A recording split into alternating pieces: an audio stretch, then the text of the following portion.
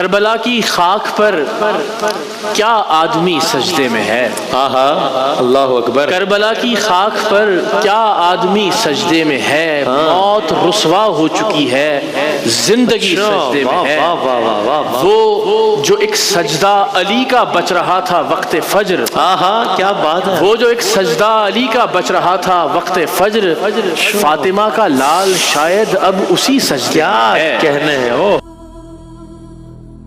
السلام علیکم ورحمۃ اللہ وبرکاتہ۔ الحمدللہ، اللہ پاک کی توفیق سے آج ہم واقعہ کربلا کو بیان کرنے جا رہے ہیں۔ سب سے پہلے ہم جانیں گے کہ واقعہ کربلا کی وجوہات کیا ہیں، آخر معاملہ یہاں تک کیسے پہنچا۔ یہ معاملہ تب شروع ہوئے جب ایک یہودی عبداللہ بن سبا اسلام کا لبادہ اوڑھ کر مسلمانوں کے درمیان داخل ہوا اور اس نے بہت سی سازشیں کی۔ اس نے مسلمانوں کے درمیان اختلاف ڈالا۔ اس نے مسلمانوں کو حضرت عثمان غنی رضی اللہ عنہ کے خلاف بھڑکایا۔ اس نے ایک لشکر تیار کیا اور حضرت عثمان پر حملہ کیا۔ حضرت عثمان کو 40 دن تک ان کے گھر میں محصور کر دیا گیا اور ان پر کھانا پانی بند کر دیا گیا، اور تقریباً 40 دن کے بعد کچھ لوگ حضرت عثمان کے گھر کے پچھلے دروازے سے حضرت عثمان کو شہید کرنے کی غرض سے داخل ہوئے۔ پہلے واقعہ عثمان کی بیوی حضرت نائلہ نے روکنے کی کوشش کی، جس سے ان کی انگلیاں کٹ گئیں۔ دوسری بار ان ظالموں نے لاٹھی سے حضرت عثمان کے سر پر وار کیا۔ آپ رضی اللہ تعالیٰ عنہ روزے کی حالت میں تھے اور تلاوت کر رہے تھے۔ آپ کے سر سے خون کا فوارہ نکلا اور قرآن پاک پر بھی گرا اور آپ شہید ہو گئے۔ اس کے بعد مسلمانوں میں اتحاد پیدا نہ ہو سکا۔ حضرت علی رضی اللہ تعالیٰ عنہ کا مشورہ تھا کہ پہلے مسلمانوں کے اگلے خلیفہ کا انتخاب کیا جائے، اس کے بعد حضرت عثمان کا قصاص لیا جائے، جبکہ حضرت معاویہ رضی اللہ تعالیٰ عنہ کا مشورہ تھا کہ پہلے قصاص لیا جائے۔ دونوں کا مشورہ اپنی جگہ درست تھا، لیکن حالات کے پیش نظر حضرت علی کا مشورہ زیادہ بہتر تھا، اس لیے اس پر عمل کیا گیا۔ اسی بنا پر مسلمانوں کی 2 جماعتیں بن گئیں اور پھر یہ معاملات ایسے ہی چلتے رہے۔ اس کے بعد حضرت علی کی خلافت کے بعد جب حضرت حسن رضی اللہ تعالیٰ عنہ خلیفہ بنے تو ایک طوفان کھڑا ہو گیا۔ ایک جماعت کہتی تھی کہ حضرت معاویہ کو خلیفہ بنایا جائے، جبکہ دوسری جماعت حضرت حسن کے خلیفہ ہونے پر متفق تھی۔ مسلمان کا خون نہ بہائے، اس لیے حضرت حسن رضی اللہ تعالیٰ عنہ نے خلافت چھوڑ دی۔ پھر حضرت حسن رضی اللہ تعالیٰ عنہ کو زہر دے کر شہید کر دیا گیا، اور روایات میں آتا ہے کہ وہ زہر اتنا سخت تھا کہ آپ کے جسم کے اندرونی اعضاء کے حصے کٹ کر باہر آتے۔ حضرت حسن کی خلافت چھوڑنے کے بعد حضرت معاویہ رضی اللہ تعالیٰ عنہ خلیفہ بنے۔ حضرت معاویہ نے اپنے بیٹے یزید کو وصیت کی کہ اگر حضرت عبداللہ بن عمر، حضرت عبداللہ بن عباس اور حضرت امام حسین تمہاری بیعت کر لیں تو خلافت کے منصب سنبھال لینا، ورنہ دستبردار ہو جانا۔ حضرت معاویہ کی وفات کے بعد یزید نے مدینہ کے حاکم ولید بن عقبہ کو خط لکھا کہ ان عظیم ہستیوں سے بیعت لے، لیکن انہوں نے انکار کر دیا، تو مدینہ کی گلیوں میں جنگ چھڑنے کا خدشہ ہوا۔ اس وجہ سے حضرت امام حسین نے مدینہ کو چھوڑنے کا فیصلہ کیا۔ اپنے شہر کو چھوڑنا آسان نہیں ہوتا، اور جب شہر بھی مدینہ ہو، نبی پاک کا شہر ہو، تو اس کو چھوڑنے کا فیصلہ دل پر کتنا بھاری گزرا ہوگا۔ حضرت امام حسین اپنے خاندان سمیت مدینہ سے مکہ تشریف لے گئے۔ وہاں آپ کو کوفہ والوں نے بہت سے خط بھیجے کہ ہماری مدد کو آئیں، ہم پر ظالم حکمران مسلط ہو گیا ہے، ہمیں اس سے نجات دلوائیں۔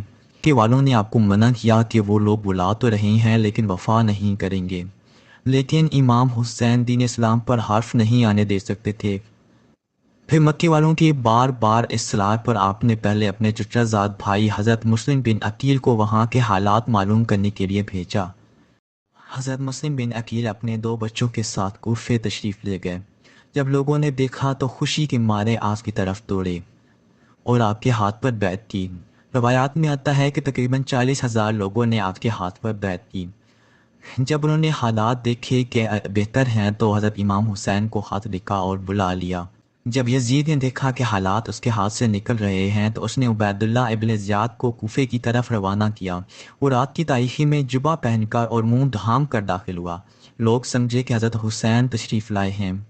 اس نے موقع پاتے ہی کوفے کے گورنر کو معزول کیا اور حضرت مسلم بن عقیل کو شہید کر دیا، ساتھ ان کے 2 معصوم بچوں کو بھی شہید کر دیا، اور حضرت مسلم کو سب سے اونچے مینار کے ساتھ لٹکا دیا۔ جب بھی لوگ انہیں دیکھتے تو ان کے درمیان خوف و ہراس پھیل جاتا، और इस तरह सब लोग हज़रत हुसैन की मदद से पीछे हट गए। मुस्लिम और उनके पिसर, हाय मुहर्रम तो न था, वक्त ये भी मगर आशूर से कुछ कम तो न था। काफिले से थे अलग, जान बचा सकते थे, खुद को और अपने इरादों को छुपा सकते थे, वक्त के साज से आवाज मिला सकते थे, कोहे ईमान थे तो जुम्बिश में कब आ सकते थे। अज़्म वो अज़्म शहे उक़दा कुशा हो जैसे, कूफे में मार गए कर्ब बला हो जैसे। हज़रत इमाम हुसैन को रास्ते में फ़रज़ा शाह मिला जो बहुत मुहिब्बे अहले बैत था। उसने हज़रत इमाम हुसैन को तमाम हालात से आगाह किया और बताया कि हज़रत मुस्लिम बिन अकीर शहीद हो गए हैं। हज़रत इमाम हुसैन ने भी फैसला किया कि अगर मेरा भाई शहीद हो गया है तो मैं भी शहीद हो जाऊँगा, लेकिन पीछे नहीं हटूँगा। हज़रत इमाम हुसैन ने फरमाया कि अगर मैंने आज जुल्म के ख़िलाफ़ आवाज़ ना उठाई तो इसके बाद कोई भी जुल्म के ख़िलाफ़ आवाज़ नहीं उठाएगा। हज़रत इमाम हुसैन को रोकने के लिए हुर बिन यजीद को भेजा गया। उसने आपको एक मकाम पर रोका लेकिन आप न रुके। फिर उसने दूसरे मकाम पर रोका, आप वहाँ भी न रुके। फिर जब उसने तीसरे मकाम पर रोका तो आपने पूछा कि ये कौन सी जगह है, तो उसने कहा करबला। तो इमाम हुसैन ने फरमाया कि बस हम यहीं पड़ाव डालेंगे। हुर बिन यजीद आया तो आपको रोकने के लिए था, लेकिन उसने लश्कर समेत 3 नमाजें हज़रत इमाम हुसैन की इमामत में अदा की। फिर जब हज़रत इमाम हुसैन ने यह मामला देखा तो उससे पूछा कि आए हमसे लड़ने हो, नमाजें भी हमारे पीछे पढ़ते हो। तो हुर बिन यजीद ने कहा कि लड़ाई तो तलवारों से करनी है, मानते तो हम भी हैं कि नबी के नवासे बड़ी शान वाले हैं। हुर बिन यजीद ने उबैदुल्लाह इब्न ज़ियाद को खत लिखा कि मैं ज़्यादा देर हज़रत इमाम हुसैन को रोक कर नहीं रख सकता। तो उबैदुल्लाह इब्न ज़ियाद ने कहा कि उनका पानी बंद कर दो। हुर बिन यजीद ने कहा कि मेरा दिल नहीं मानता उनका पानी बंद करूं। तो उबैदुल्लाह इब्न ज़ियाद ने अमर बिन साद को 10,000 का लश्कर देकर भेजा। अमर बिन साद ने 7 मुहर्रम को इमाम हुसैन और इनके साथियों का पानी बंद कर दिया। जानवर पानी पीते थे लेकिन नबी के घराने को पानी पीने की इजाज़त न थी। अमर बिन साद ने शिमर को बुलाया जो नहायत जालिम और बदबख्त आदमी था। वो और लश्कर लेकर आया।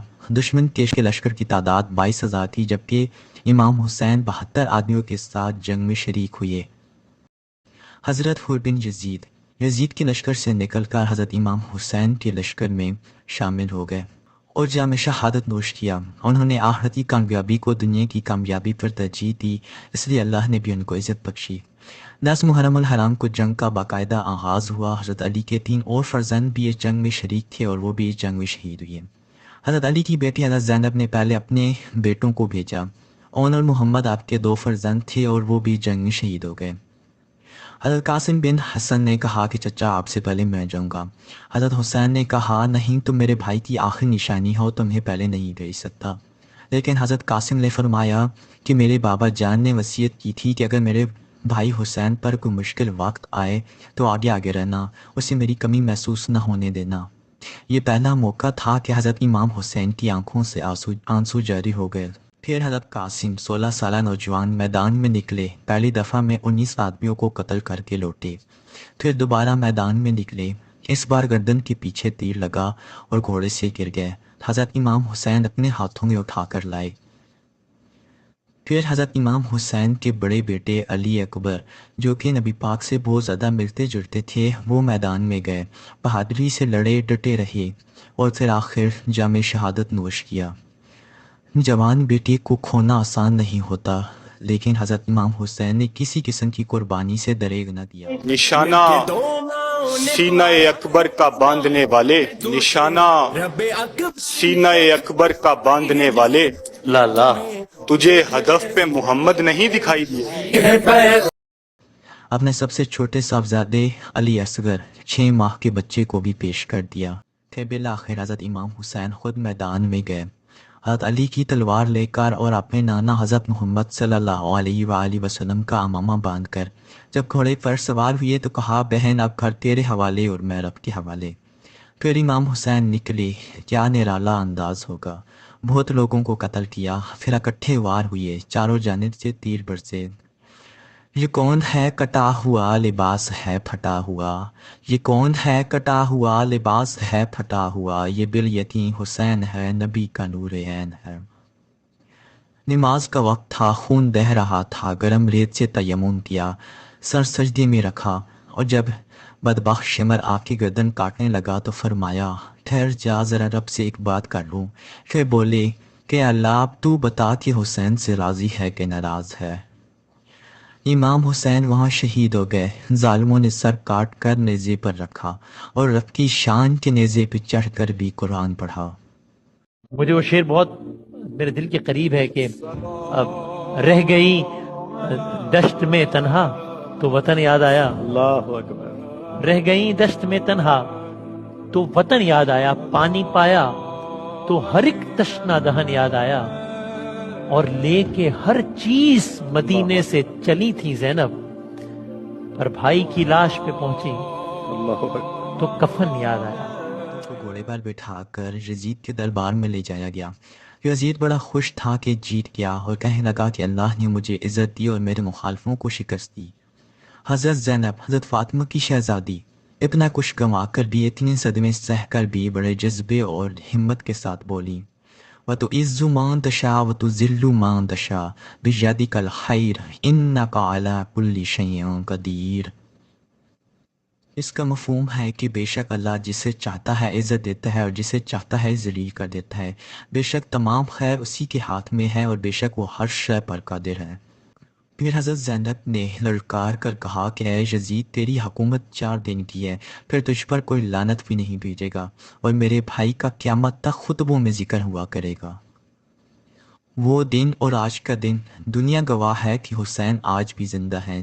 ہر دل میں ان کی محبت ہے. ان کا پیغام آج بھی فضاؤں میں گونجتا ہے. انہوں نے نماز اور قرآن کی اہمیت بتائی, صبر کرنا سکھایا, اسلام کی خاطر سب کچھ قربان کرنے کا پیغام دیا, ظالم حکمران کے خلاف آواز اٹھانے کا جذبہ دیا. اللہ پاک ہمیں کربلا کے واقعے سے کچھ سیکھنے اور پھر عمل کرنے کی توفیق دے. اللہ نگہبان.